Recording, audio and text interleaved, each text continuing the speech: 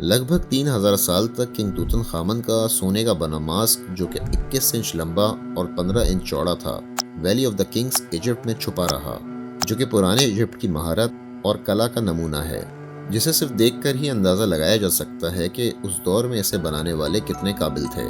مگر کسی نے بھی یہ نہیں سوچا تھا کہ ماسک پہ کیے جانے والے ایکس ریز اس میں چھپے بہت سے رازوں سے پردہ ہٹا دیں گے۔ کیا یہ ماسک واقعی توتن خامن کے لیے بنایا گیا تھا یا کسی اور کا ماسک اسے پہنا کے دفنا دیا گیا، اور جس قبر میں اس کی لاش ملی کیا اسے بھی آخری لمحوں میں بدلا گیا تھا؟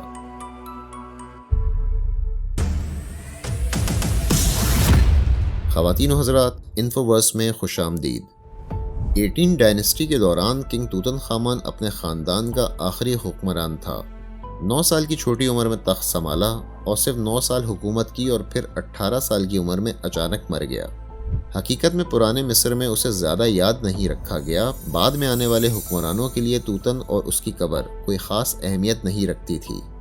شاید یہی وجہ ہے جو لٹیروں نے بھی اس کی قبر کی تلاش نہ کی جب ویلی آف دا کنگز کی دوسری قبریں لوٹی جا رہی تھیں، یا پھر اسے اتنی خاموشی سے دفنایا گیا کہ کوئی جان ہی نہ سکا کہ آخر اس کی قبر ہے کہاں۔ اس کی قبر اپنی اصل حالت میں رہی، جو کہ ریسرچرز اور آرکیولوجسٹ کے لیے بہت اچھا ثابت ہوا، کیونکہ ہر چیز اپنی جگہ پہ ویسے ہی ملی جیسے انہیں دفنایا گیا تھا۔ 1922 میں جب قبر کو ڈھونڈا گیا تب قبر میں 5000 سے زیادہ قیمتی چیزیں تھیں۔ اسی وجہ سے توتن خامن جلد ہی مشہور ہو گیا اور سب سے مشہور فرعون بن گیا۔ اس کے خزانے میں سب سے خوبصورت چیز اس کا سونے کا ماسک تھا۔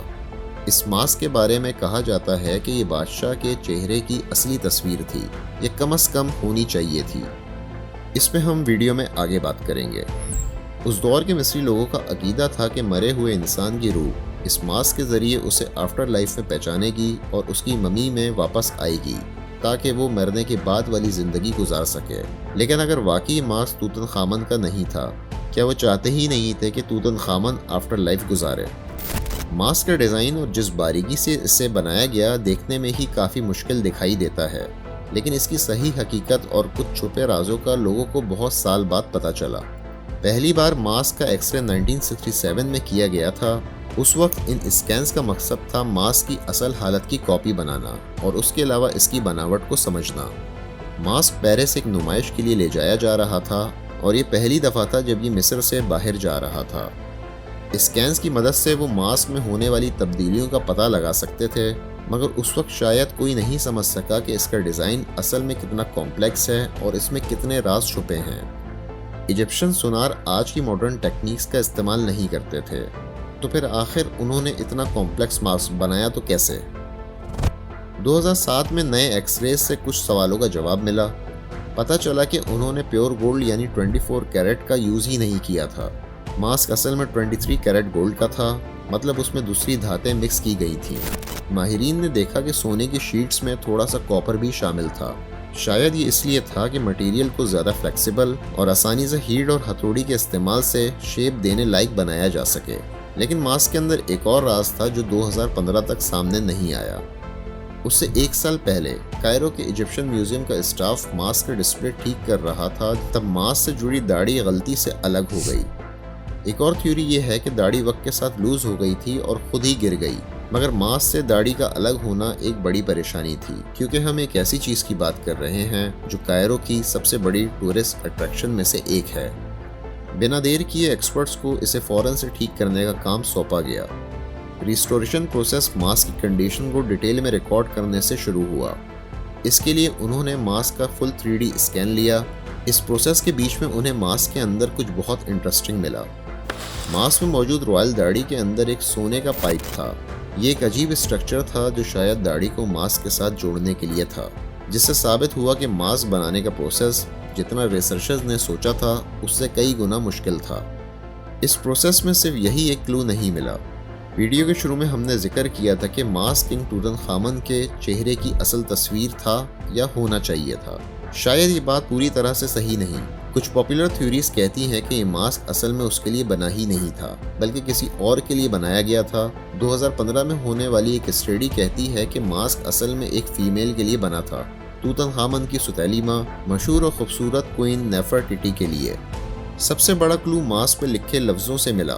پہلی نظر میں یہ توتن خامن کا لگتا ضرور ہے، لیکن قریبی جائزہ لینے کے بعد ریسرچرز نے دیکھا کہ کنگ توتن خامن کا نام بعد میں لکھا گیا تھا۔ اصل میں پہلے جو نام ماس پہ لکھا تھا وہ نفرٹیٹی کا تھا۔